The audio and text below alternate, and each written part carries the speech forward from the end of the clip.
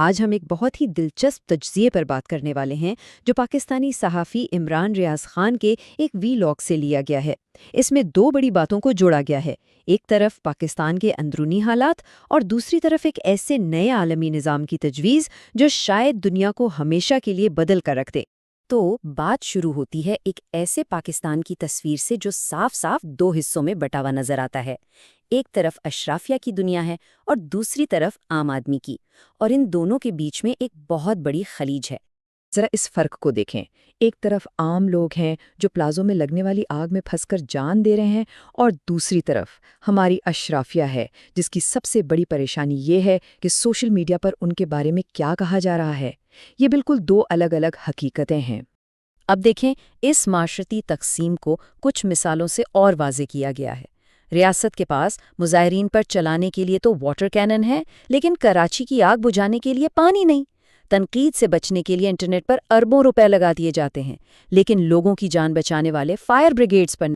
یہ جو تقسیم ہے یہ صرف عوام کی سطح پر نہیں ہے۔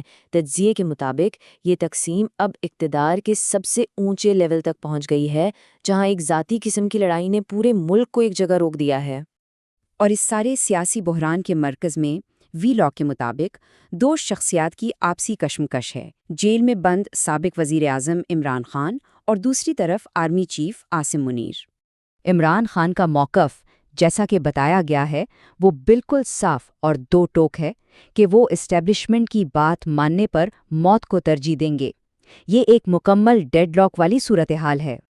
اچھا، جب ملک کے اندر یہ صورتحال ہو تو باہر کیا اثر پڑتا ہے؟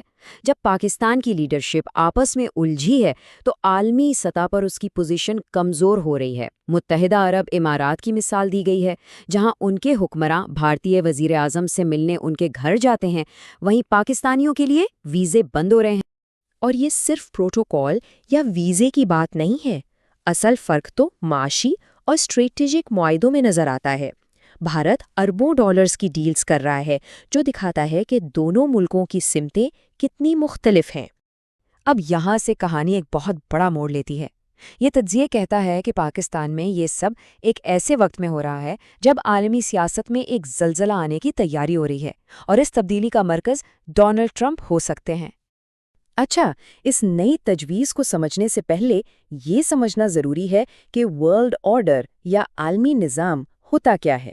سیدھے لفظوں میں یہ وہ اصول اور ادارے ہیں جو دوسری جنگ عظیم کے بعد سے دنیا کے ممالک کے آپسی تعلقات کو چلاتے آ رہے ہیں۔ تجزیے میں یہ دلیل دی جا رہی ہے کہ ڈونلڈ ٹرمپ جو نظام لانا چاہتے ہیں وہ موجودہ نظام سے بالکل مختلف ہے۔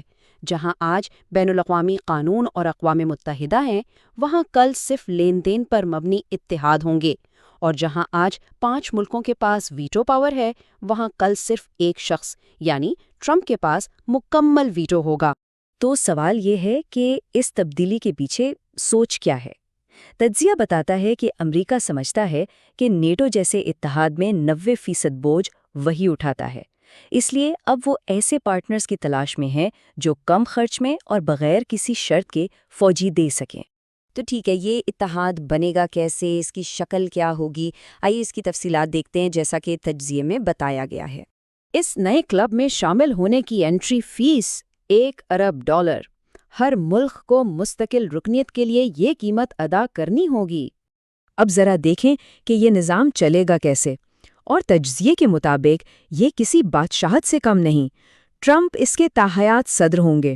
ممبرز میں ممالک کے ساتھ ساتھ ارب پتی لوگ، بڑی بڑی کمپنیاں اور پرائیویٹ فوجیں بھی شامل ہوں گی، اور ہر فیصلے پر آخری اختیار صرف اور صرف ٹرمپ کا ہوگا۔ اور پھر ایک بہت ہی سنگین وارننگ کا ذکر کیا گیا ہے ایک غزہ تجزیہ نگار کے حوالے سے۔